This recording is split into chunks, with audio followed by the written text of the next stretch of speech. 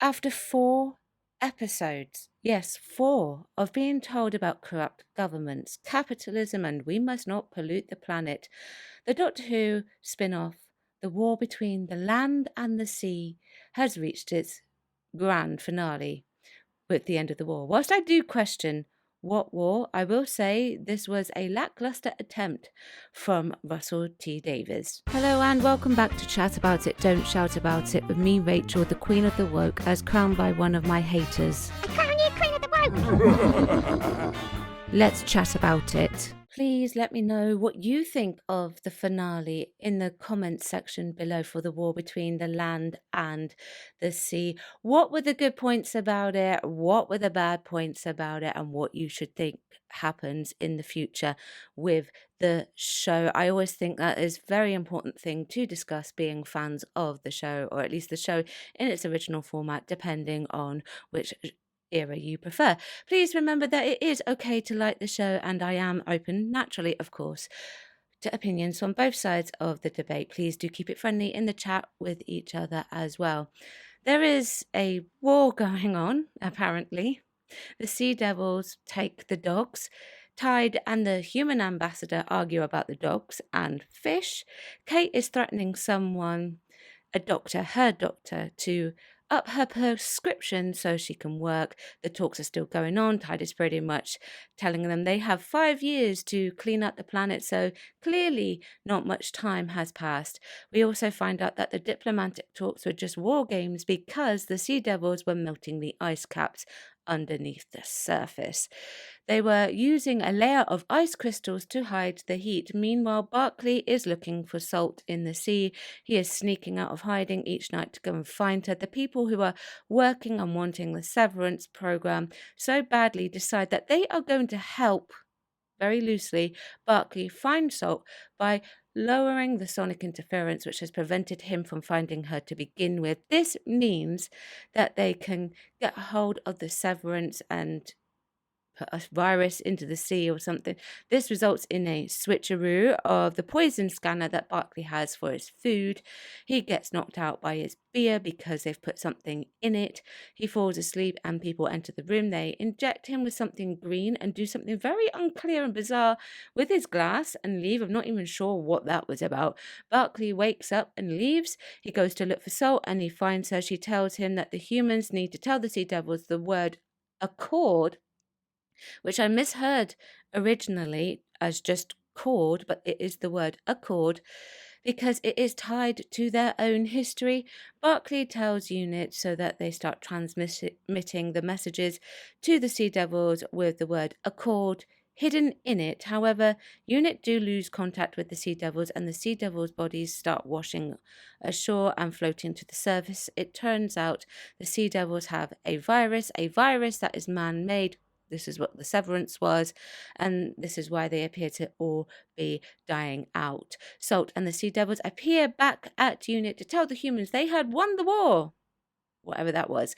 The war had been lost by the Sea Devils because the virus was appearing at 1 in 10 statistics-wise in the Sea Devils. Accord was a unity between the Sea Devils and humans living side by side.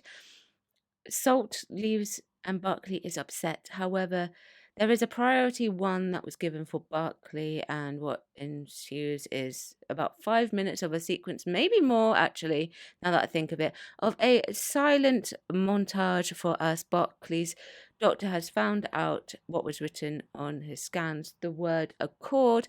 Barclay leaves his family. Yeah, he just leaves, ups and leaves. Kate drives him into the water. Barclay gets out and shouts, Salt, she appears. He grows gills and they do this weird unity swimming dance and he leaves with her. Then the ending finishes with a member of the public throwing a bottle on the ground and Kate telling him to pick it up at gunpoint because that's apparently something that people do. I don't understand why that was necessary. I'm guessing that was the post-credit scene that Russell T Davies was talking about. Yeah. I'm not really sure, to be honest. Okay. Where do I begin with this one? I do have positives. and there are few and far in between, but I do have them, and I will try, as normal, to be as constructive, as fair as it possibly can be with this one. This is to be expected with Russell T Davies, RTD. I can tell the change of the writer very, very clearly. Could you see the difference between what Pete McTighe was writing and what Russell T Davies was writing? I could see it immediately. And also, I will be quite frank, I think this is a ghost of what RTD used to write. Just saying, I'm just putting that out there. With the opening shot of the Sea Devils back at the beginning, coming out of the sea and looking towards the land, that was really good. I really liked that. I was like, yes, get moving, attack the land, actually get the humans. Not that I condone that in real life. Please don't do that in real life. But, in the terms of sci-fi, that was fantastic. But, you know, we had all these sea devils talking, and I think it was a good idea to move on from that. It was a really good shot, and this was probably the best shot alongside the Prime Minister's shower turning off and him spraying water out of his mouth. That was quite good. I liked that shot as well. Those two shots were my favorite part of the finale. You can see visually what Disney spent their money on, and I think personally that Disney should ask for a refund, because the finale just really did not meet the mark, although they were probably beyond caring at this point. That opening shot was brilliant, but then it turns out that the Sea Devils were just fishing for dogs. Right. It was such a Pied Piper moment. But what follows after that made me laugh out loud for the first time ever in Doctor Who. I didn't really even do it all that much like with the last two series, but this, I had to pause it. I was gone. I was totally gone. It sounded so ridiculous. I don't know if RTD wrote this script before or after Pete McTighe, but there seems to be quite a drastic plot shift once again, and the undoing of Tide's character that Pete McTighe had set up. It's almost like they didn't discuss what was going to happen with that character, or what Pete had to tie in with this character of Tide, who had been so strong in the writing in the previous episode, for it to go to having this petulant, childish argument. The ambassador says, if you've not seen it, this is what they say. You ate our dogs. Tide says, you ate our fish. And then the ambassador says, well, you can't eat our dogs. And then Tide says, well, you can't eat our fish. Then the ambassador says, our dogs were domesticated. And Tide says, our fish are family. And that was it. I was expecting to say fish or friend, not food, but he didn't. Missed an opportunity there, really, I think. I was gone. I just couldn't believe it. Firstly, the sea devils are not fish, they are reptiles. So technically, it's more friends than family, right? But they live in the water side by side. Secondly, that's what I would expect from children. I used to work in a preschool, in a kindergarten, and that would be the sort of thing that you would get all the time. You said this, you did this, you did that, you said that. That type of thing. It's nothing like what Pete wrote for Tide when he was first introduced. The bickering, for me personally, is just a big negative. It brought it down quite a fair bit in my opinion and rating of the character Tide. I believe what Pete McTighe did with the character Tide is the true character. Plus, not only that, it also created this massive gaping plot hole. Tide was going on about how the Sea Devils were going to start turning the buildings around them into rust and then dust if the humans didn't clear up their rubbish. Love that concept. Here's what I would have liked to have seen. The war actually happening. This episode should have taken place 5 years in the future. That's what should have happened. We had the returning plot point of global warming, so a return to form of the original plot points that got disregarded in Pete's 3 episodes. Whilst that plot point is I am teaching you a lesson and I am telling you plot point. It's better that it got picked back up for consistency, but it would have been better, so much better, to see the Sea Devils actually doing what it was that we were told they were doing and flooding the planet 5 years in the future as part of the war. We needed to see some real major jeopardy for the human race because we were being told that there was a jeopardy, but we didn't really see it. Instead, it was a representation of mostly humans are the bad people. They are the bad species. Everything that they do is bad. The thing is, everything that should be happening is a protection of the human race. That's what should be happening. We should be protecting our own, but we don't really get to see it. We just get told that it is happening, or nothing really happens at all. And really, this is probably what makes it total carnage in that respect, because we don't get to see it. And yeah, all right, we don't necessarily need the crash bang and the wallop, but we were promised a war. We were told there was a war. The focus feels like it is mainly just how Barclay is going to reconnect with Salt. Diplomatic discussion is not war, all right? Yeah, I'll give it to Russell T Davies. Diplomatic discussion is a part of war, but we still need to see the great fight. We're not members of the public who hear about it being reported. So Tide's threat is completely disregarded, and he is written out in less than, I don't know, 20 minutes. The character that posed the biggest threat to the human race is done and dusted with in no time at all.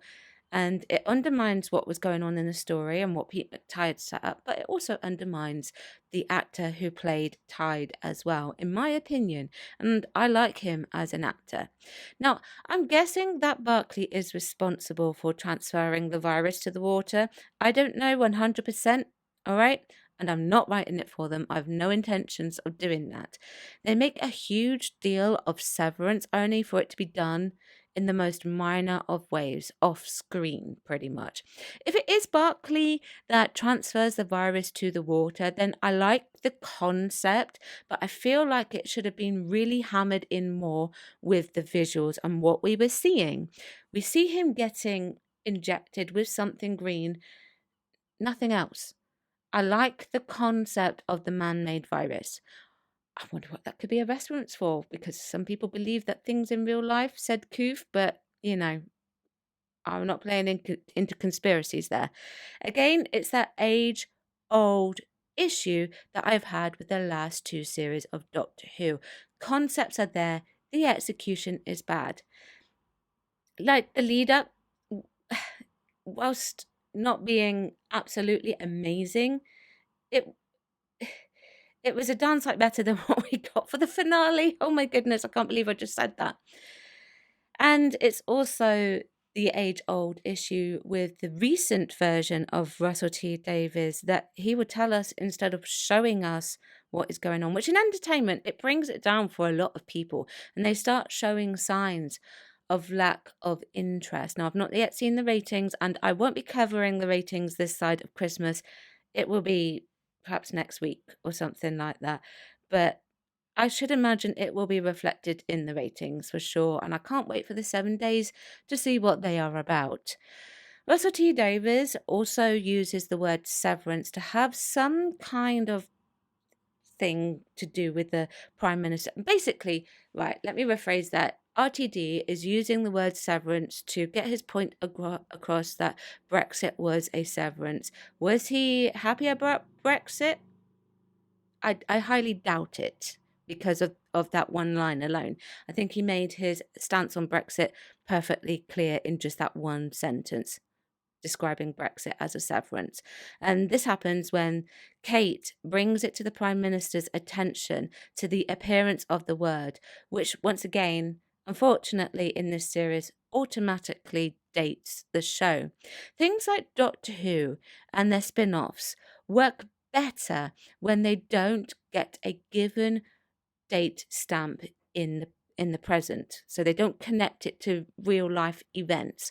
I don't think this show is going to get a pretty good rep The first 4 parts are on the BBC iPlayer for 11 months, and for some reason, the finale is only on there for 29 days at the time of me making this. It could change it, but it's only 29 days.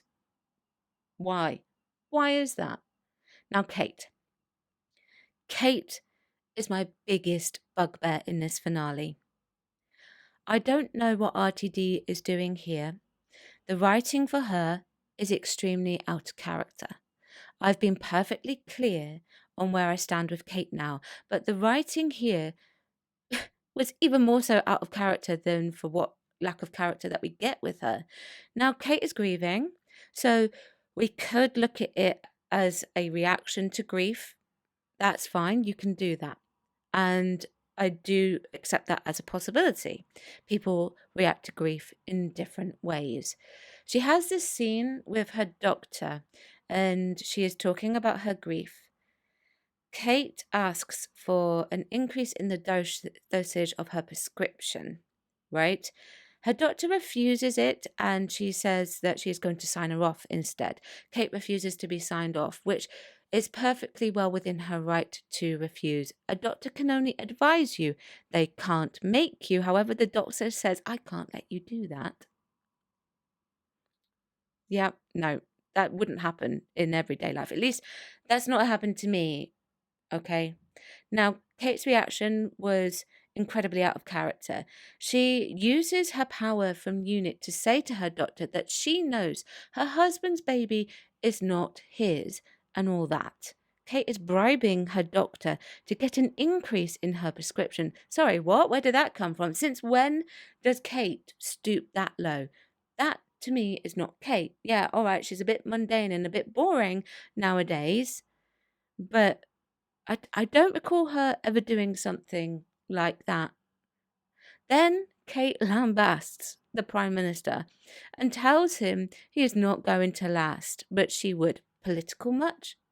Is that a political opinion coming across in the writing from Russell T Davies? She also disregards a priority 1 until the last few minutes before the end because she was made to listen to the priority 1. Like, how does that, how does someone at Kate's level disregard it like that if it's a priority 1?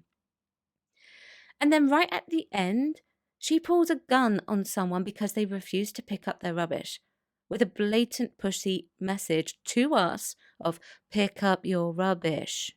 All right, we have been told, public. Now, I just so happen to agree, pick up your rubbish. Yeah, please don't litter, that kind of thing. I agree with that, and and that is a conversation that we can have away from entertainment, but this is entertainment. This entertainment feels like I am watching the news, and that's not what it should feel like. It really shouldn't be. And I also think that the last 2 series and this spin-off, well, I was not questioning these big things that kept getting mentioned, like Severance or Accord. I felt like it was very lackluster. There wasn't really any driving force behind it. RTD used to be able to do that.